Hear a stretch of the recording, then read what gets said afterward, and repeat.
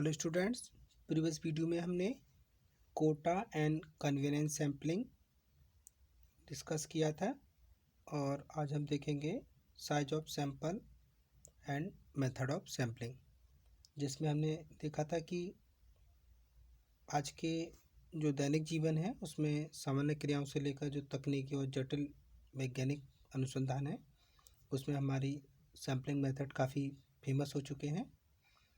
और ये कहा भी जाता है कि एक जो सैंपल है वो बड़ा होते हुए बेकार हो सकता है, वह अगर रैंडम सैम्पलिंग पर बेस नहीं है, और वह रैंडम सैम्पलिंग पर बेस होते हुए भी अविश्वसनीय हो सकता है अगर वह छोटा है।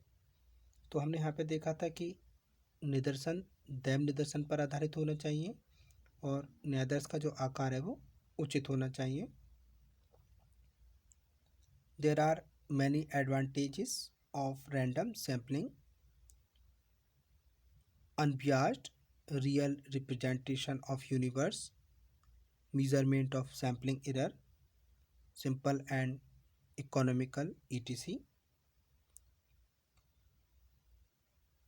दैव निदर्शन के न्यायादर्श होने के अनेक लाभ हैं हमें, जैसे निष्पक्षता जो बियास है, रियल रिप्रेजेंटेशन समग्र का वास्तविक प्रतिनिधित्व, मेजरमेंट ऑफ सैम्पलिंग एरर निदर्शन विभ्रम का माप, सिंपल मतलब ये सरल है, एंड इकोनॉमिकल मतलब ये मितव्यता उल्लेखनीय है इसमें।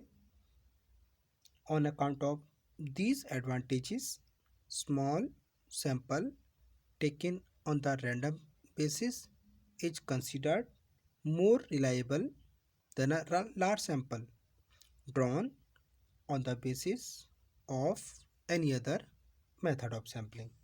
मतलब वास्तव में न्यायादर्श में केवल आकार से ही प्रतिनिधित्व का आश्वासन नहीं होता, एक बड़े किंतु गलत मेथड द्वारा चुने गए न्यायादर्श की तुलना में एक छोटे दैव या स्तरित न्यायादर्श के कहीं उत्पन्न होने की संभावना होती है। आगे देखते हैं।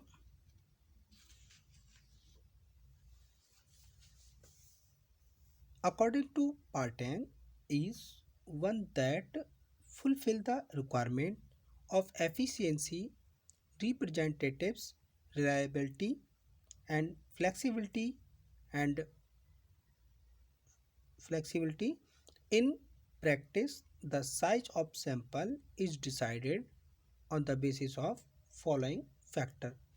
मतलब यह एक प्रश्न उठता है कि न्यायादर्श का आकार क्या होना चाहिए, उसका साइज क्या होना चाहिए, क्योंकि जनरली तो यही कहा जाता है कि न्यायाधीश जितना बड़ा होगा उतना ही विश्वसनीय होगा। लेकिन यहाँ पे जो हम वर्ड ले रहे हैं बड़ा, वो एक कंपैरिजन वर्ड है, क्योंकि न्यायाधीश का आकार अगर बड़ा हो गया तो न्यायाधीश लेने में टाइम भी खर्च ज़्यादा होगा, मनी भी ज़्यादा यूज होगी और लेबर की भी ज़्यादा ज़रूरत होती लगेगी, तो वो हो नहीं पाएगा। अगर दूसरी ओर ये सही भी है कि यदि न्यायाधीश का आकार बहुत छोटा हो गया तो दैव निदर्शन पर आधारित होने पर भी वह प्रतिनिधि या विश्वसनीय नहीं बन पाएगा। इसलिए कंक्लूजन में हम यही कह सकते हैं कि अनुसंधान के विभिन्न घटकों को ध्यान में रखते हुए न्यायाधीश का जो आकार हो वो अनुकूल होना चाहिए। तो पाटन के अनुसार हम देखें तो निदर्शन का अनुकूलतम आकार वह है जो कुशलता मतलब जो उसकी एफिशिएंसी है, रिप्रेजेंटेटिवनेस उसके जो प्रतिनिधित्व है, रिलायबिलिटी विश्वसनीयता, फ्लेक्सिबिलिटी उसकी लोचता, इन सबको अगर पूरा करता है तो वो न्यायाधीश का अनुकूलतम आकार कहलाता है। व्यवहार में न्यायाधीश का आकार निम्न घटकों पर प्रभावित होता है, जैसे नेचर ऑफ यूनिवर्स समग्र की प्रकृति। यदि समग्र की इकाइयों में होमोजेनिटी है, सजातीयता है, एकरूपता है, तो छोटे न्यायाधीश से काम चल जाएगा। और यदि समग्र की इकाइयों में विभिन्न गुणों या विशेषता वाली इकाइयां हैं, जिनकी अलग अलग गुण हैं, जिनकी अलग अलग विशेषताएं हैं, तो न्यायाधीश का आकार बड़ा रखना पड़ता है। मतलब सेम है तो हमारा छोटा न्यायाधीश ही काम कर जाता है, और जब समग्र की इकाइयाँ अलग अलग क्वालिटी रखती हैं तो न्यायदर्श का आकार हमें बड़ा रखना होता है। जैसे हमें गेहूं का सैंपल लेना है तो गेहूं के बड़े ढेर में से हम मुट्ठी भर के गेहूं निकाल कर उसका ऑब्जर्वेशन करते हैं, तो हमारे इसके छोटे सैंपल से ही काम चल जाएगा। एक मुट्ठी का जो सैंपल होगा वो जो सारी समग्र होता है उसका सभी का प्रतिनिधित्व करेंगे।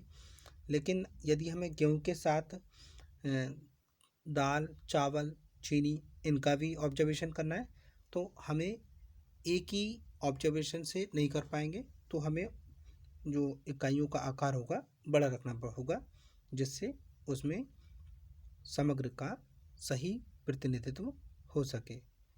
नेक्स्ट, डिग्री ऑफ एक्यूरेसी, शुद्धता का स्तर।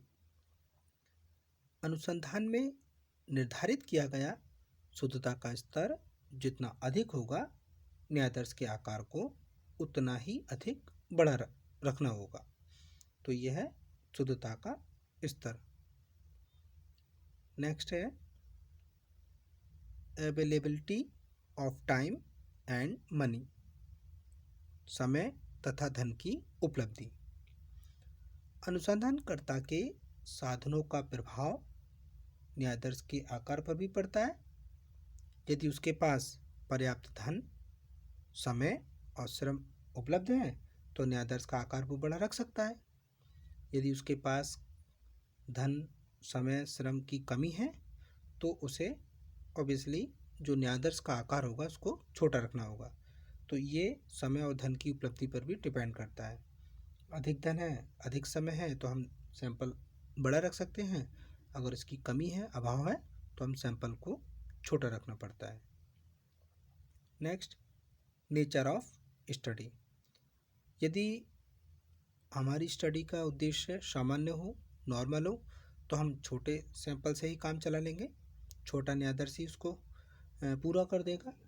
लेकिन यदि किसी विशाल समस्या के गहन अध्ययन पर जोर देना होगा तो हम छोटे न्यायादर्श से गहन अध्ययन नहीं कर पाएंगे, वहाँ हमें न्यायादर्श का आकार बड़ा रखना होता है।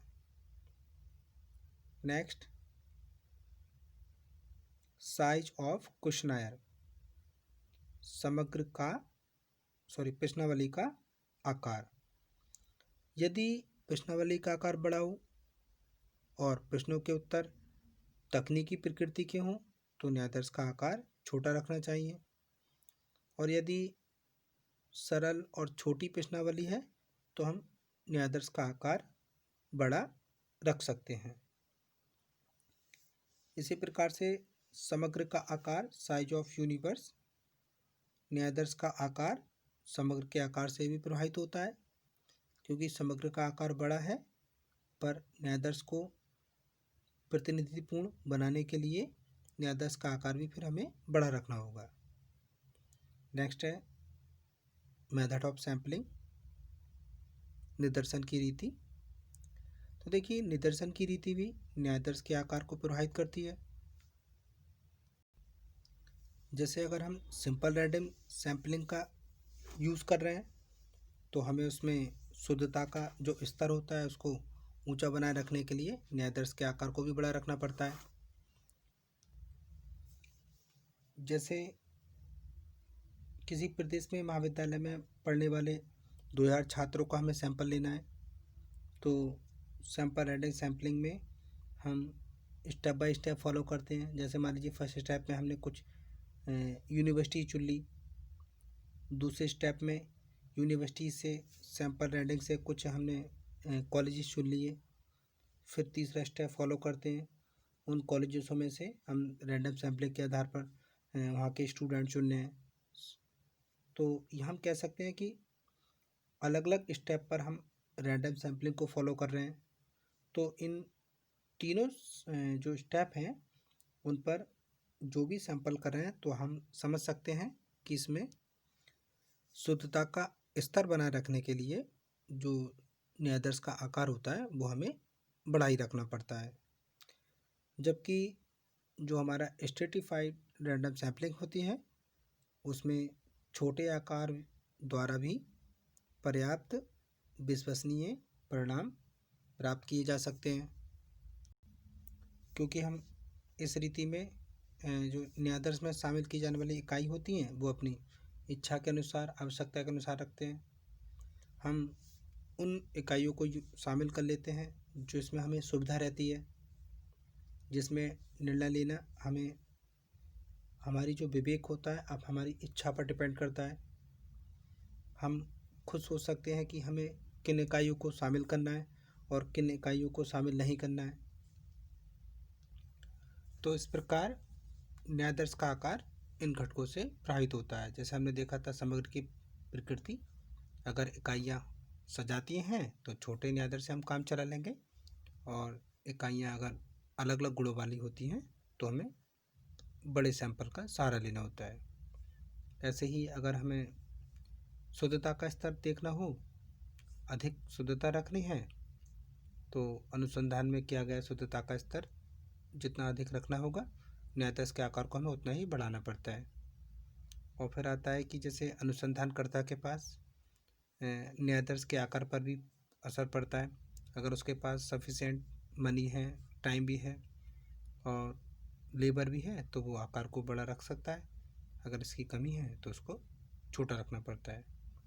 अध्ययन की प्रकृति भी है कि अगर हम नॉर्मल उद्देश्य के लिए सैम्पलिंग कर रहे हैं तो हम छोटे से सैंपल से ही काम चला लेंगे, छोटे न्यायाधीश से ही काम चल जाएगा। अगर किसी विशाल समस्या के गहन पर जोर देना चाह रहे हैं तो हमें अपने सैंपल का साइज़ बढ़ाना होता है। आकार पे हमने पढ़ा था कि न्यायाधीश का आकार समग्र के आकार से प्रभावित होता है। समग्र के बड़ा होने पर न्यायाधीश को प्रतिनिधिपूर्ण बनाने के लिए न्यायाधीश का आकार भी हमें बड़ा रखना होता है। प्रश्नावली के आकार में हमने देखा था कि अगर प्रश्नावली का आकार बड़ा हो और प्रश्नों के उत्तर तकनीकी प्रकृति के हों तो न्यायाधीश का आकार छोटा रखना चाहिए। इसके विपरीत सरल और छोटी प्रश्नावली होने पर न्यायाधीश का आकार बड़ा रख सकते हैं। तो आज की वीडियो में इतना ही। Thank you very much students.